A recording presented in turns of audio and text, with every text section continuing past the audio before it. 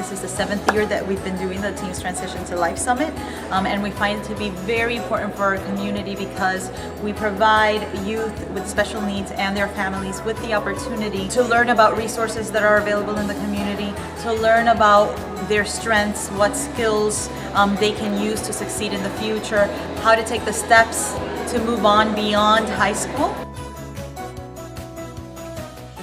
I think this conference is absolutely important because it brings together parents, families, the youth, and be able to connect them with providers and speakers that can help kind of guide them in a system that is so overwhelming and so confusing, and to be able to help them get the resources they need and to be able to kind of get the skills that will be able to help them out as they're transitioning to independence themselves.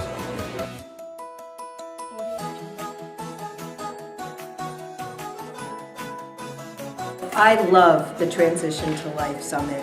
The Children's Services Council took this on 7 years ago because we know how many young people and their families are concerned about what happens when they graduate out of the child serving system and into the adult system. And we want to make sure that they are prepared. And so we created this summit to bring them the resources and the sessions where they can ask one-on-one questions and get the supports that they will need to face what's coming.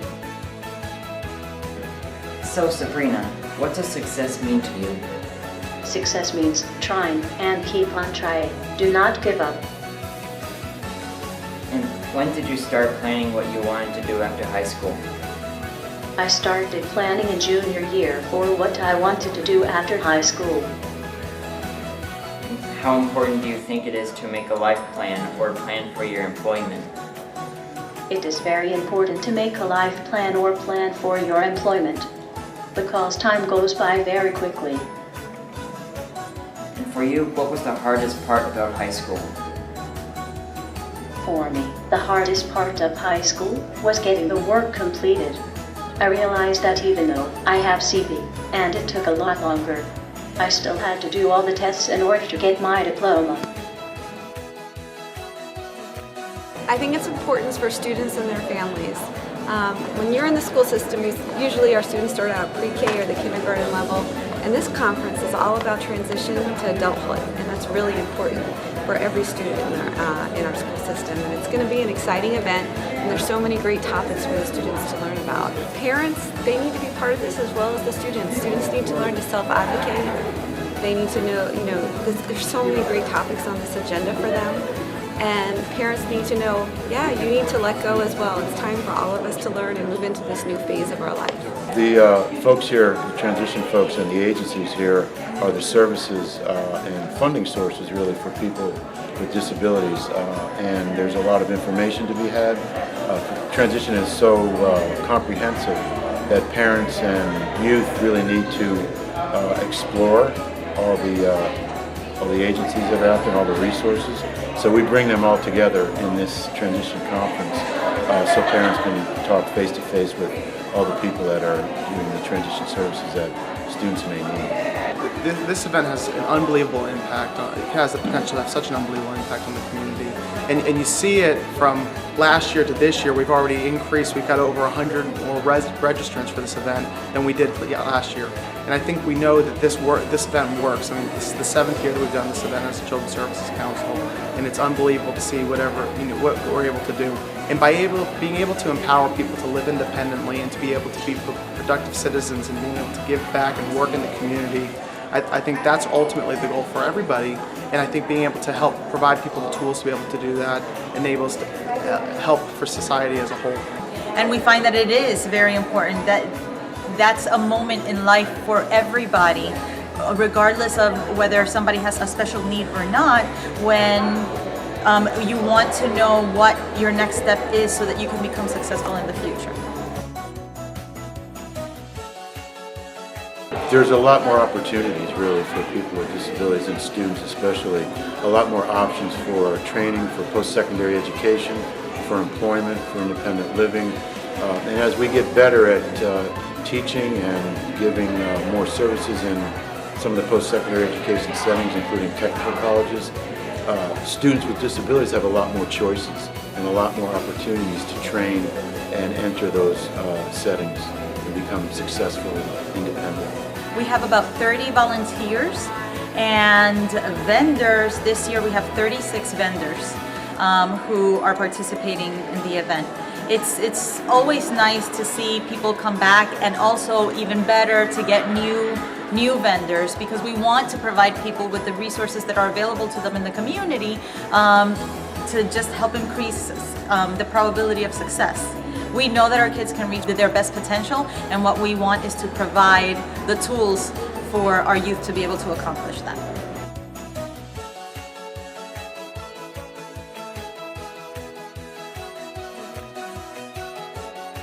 What was your favorite session today? I'm not a label. The sort of session that actually shows you what you are, what you're capable of, and what you usually do. Did you learn anything helpful today? Yes, very important. It was about cyberbullying, like going on the computer. I learned that people from other states outside this country and many others can text you, that someone like you don't know. I learned that. What success means to me, and it may always change, is being happy with yourself, achieving something, learning from what you've achieved, always thinking that you could always do better. When did you start planning what you wanted to do after high school? After high school, I was like to go to college and take classes. One of them is debate. How important do you think it is to make a life plan or plan for your employment? I think it's one of the most significant things that you could do early on when you're young. I would say, like a young adult, I think there does need to be this viewpoint that has to be changed for people that are hiring, for people with disabilities. And I personally don't like to use the word disabilities even. I like to use the word people that think differently, or think differently. Our community is not successful if our youth are not successful. So we believe that putting this event together helps our youth become successful, helps our kids reach their potential. The more kids that are employed and doing something that's self-fulfilling, the better our community will be, because we can help collaborate, we can help show other youth how to become successful. I really think that ultimately it's for the youth of Broward children, but the community as a whole. I like the conference, it's so good, and it's our first time here. It's a lot of information. Students with disabilities and people with disabilities in general need to be self-determined. They need to understand and be able to self-advocate for themselves, what their strengths are. And that goes across the board. Even neurotypical students need to be able to advocate and be self-determined, to understand where their challenges are and where their strengths are, and to be able to speak up for themselves and access the things they need to be successful in the community. I think, making sure that every child can succeed is of enormous benefit to the community.